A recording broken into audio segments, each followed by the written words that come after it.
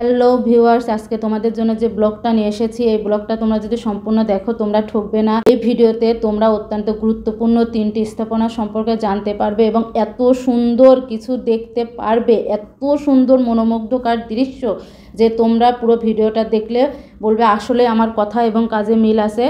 তো চলো, আমরা অলরেডি মণি পার্কের মধ্যে ঢুকে পড়েছি। আমরা যেখানে এসেছি এই স্থানটার নাম হচ্ছে মণি পার্ক। এটা কুষ্টিয়া জেলায় ভেড়ামারা উপজেলায় গোলাপনগর সলেমান শাহ দরবার শরীফের পাশে অবস্থিত। এখানে আসলে তোমাদের মন ভালো হতে বাধ্য। এটা একটা বড় বিনোদনের মাধ্যম হয়ে দাঁড়িয়েছে। তো এদিকে দেখো কি সুন্দরভাবে খোদাই করে গাছ কেটে এত সুন্দরভাবে মণি পার্ক কথাটা লেখা, যেটা দেখতে এত সুন্দর লাগতেছে, মানে খুবই সুন্দর। তো এখান থেকে আমরা একটু সামনের দিকে যাব। সামনের দিকে গেলে আরও দুটো স্থাপনা সম্পর্কে জানতে পারবে। এখান থেকে একটু সামনে গেলেই কিন্তু এত সুন্দর পানি থই থই, মানে দেখতে কি ভালো লাগছে। এবং তার ডান সাইডেই কিন্তু আছে বাংলাদেশের সবচেয়ে মেগা প্রজেক্ট, যেটা পাবনা ঈশ্বরদী রূপপুরে অবস্থিত। রাশিয়ান সরকারের আর্থিক সহায়তায় নির্মিত বাংলাদেশের একমাত্র পারমাণবিক বিদ্যুৎ কেন্দ্র।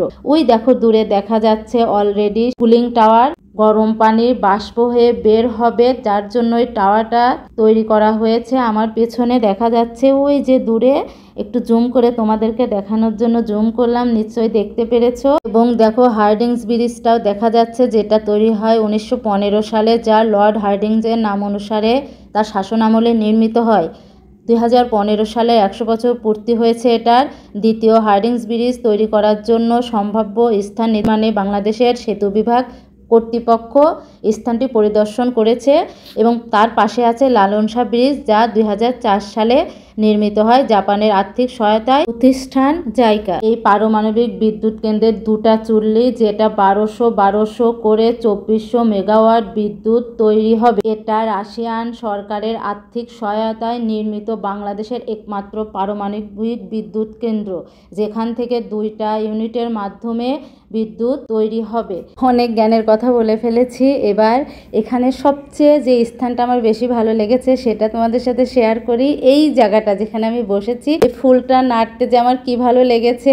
আমি এখানে এই ফুলটার সাথে অনেকক্ষণ সময় কাটিয়েছি। একবার মনে হলো নৌকাতে উঠি, তারপরে এত পানি দেখে ভয় লাগলো, আর উঠলাম না। এখন বৃষ্টির সময় তো অনেক পানি হয়েছে। এই ফুলটা খুব সুন্দর, তাই না? Wow, just wow. তোমাদের সাথে কথা বলতে বলতে চারিদিকটা ঘুরিয়ে দেখিয়ে ফেললাম। এখানে বাচ্চাদের অনেক বিনোদনের ব্যবস্থা আছে, বাচ্চারা এখানে আসলে খুবই খুশি হবে। তোমরা চারিদিকটা একটু ফলো করলেই দেখতে পারবে।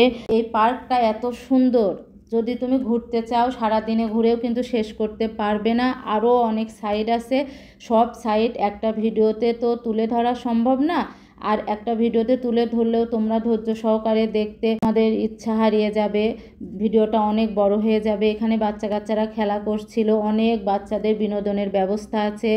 এখানে কিছু সুন্দর সুন্দর টবে গাছ লাগানো আছে, এগুলো খুবই সুন্দর। তো কথা বলতে বলতে আমি শেষ পর্যায়ে চলে এসেছি। আশা করি ভিডিওটা তোমাদের ভালো লেগেছে এবং তোমরা কিছু নতুন তথ্য জানতে পেরেছো। তো আমাকে কমেন্টে জানাবা যে আমার এই ভিডিওটা তোমাদের কেমন লাগলো। আজকের মতো খোদা হাফেজ, টেক কেয়ার।